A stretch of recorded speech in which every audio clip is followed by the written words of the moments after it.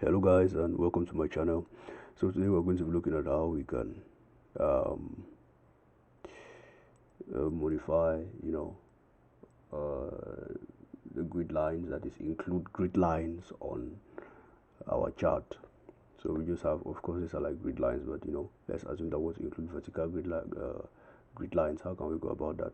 So normally, if you're from home, you can always come to layout here. Once you come to layout, you check the axis section here. You can take grid lines here. Now when you select grid lines, select grid lines here, you want to take primary vertical grid lines. When you take primary vertical grid lines, you can just take major grid lines. So when you take major grid lines, you see it appears here. So you have your grid lines. You can make them more, smaller if you want. You can make them smaller if you want. You can just take undo. You can take come here, grid lines, primary vertical grid lines. You can take minor grid lines. See, you have smaller lines. So there are a lot of things that you can do with that. So basically that's how you include grid lines to your scatter plot. You just have to come into grid lines, primary vertical grid lines, and then you take major grid lines, and then you have your grid lines and your information. You can, this is the legend. You can equally remove the legend. So what does the legend tell? The legend gives you like what each symbol means.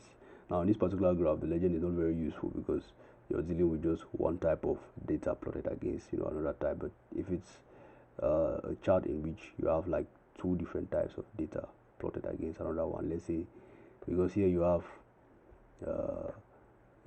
station, and then you have gas. So you have just these two. What if you had a chart that included this other one? You see, in that situation, the legend is going to be useful because you're going to actually have two things here. That is, this to show gas use, and there may be a red one to show for other items sold. So in that situation, the blue would really give you an information to tell you whether you are dealing with a particular point has to do with gas or another one.